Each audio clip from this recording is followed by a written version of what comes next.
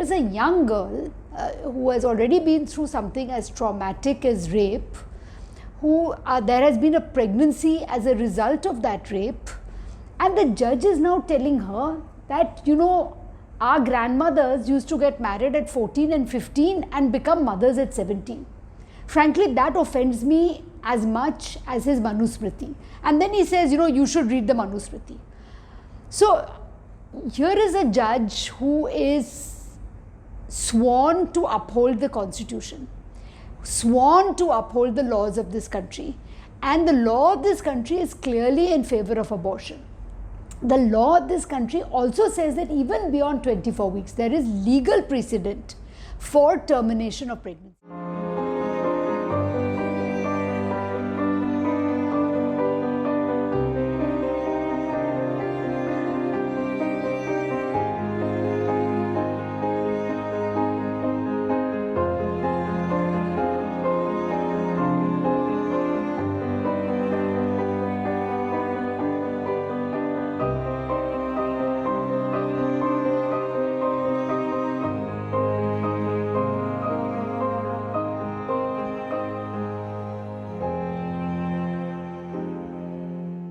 This kind of compassion, instead of looking at how there is precedent, instead of looking at how do I help this child of daily wage workers, you are going to lecture her on how your grandmother was a mother at 17.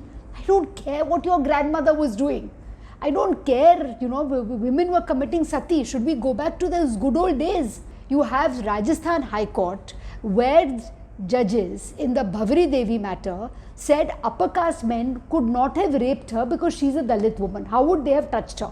And of course, on the premises of that Rajasthan High Court, who is there? Manu, this great lawgiver that is being invoked with such nostalgia by judges. His statue is up there. So the problem is not one judge. The problem is systemic, and frankly, it is endemic. It is ingrained.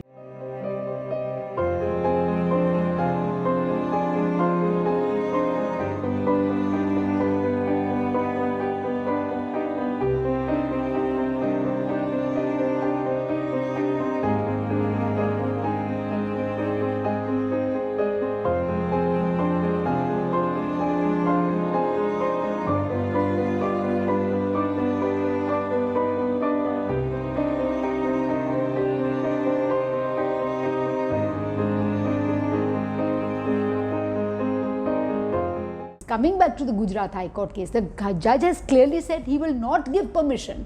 So what happens to the child? The child either has to then, the parents have said, we don't want. The girl has said, they're daily wage laborers, where are they going to keep? So he's given her, apparently, I was reading this in the Indian Express today, so he's given her an option. You can either be hospitalized for the rest of your pregnancy, you don't have to stay at home because then there's all the shame and everybody comes. So you can either be hospitalized till the baby is born, and then what happens? The baby is tossed into an institution where we already have so many babies waiting for adoption, waiting for homes, and you have yet another institutionalized baby. In the case of the 33-week termination, which happened in January this year, the judge looked at the medical report, he set up a board, he understood the urgency, and he was empathetic with the mother who wanted an abortion even so late, because she had only just discovered that the fetus she was carrying had severe abnormalities and she didn't want to deal with it, you know. I mean, the child would not have survived. Our law has enough precedent and leeway and elasticity for judges to interpret.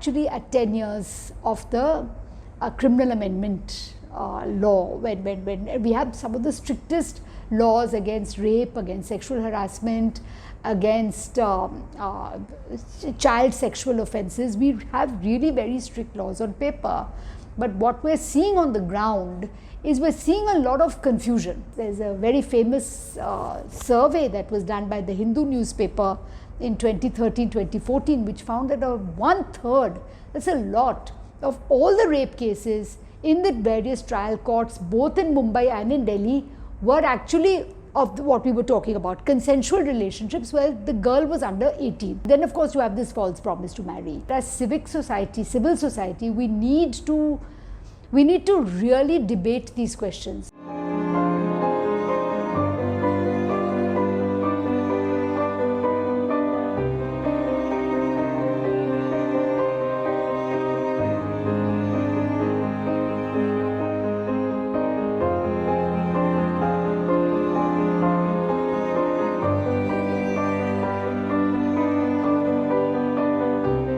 The system should not ask for women to be so brave. Not when we have the law on our side. We shouldn't have to be so brave to fight for justice.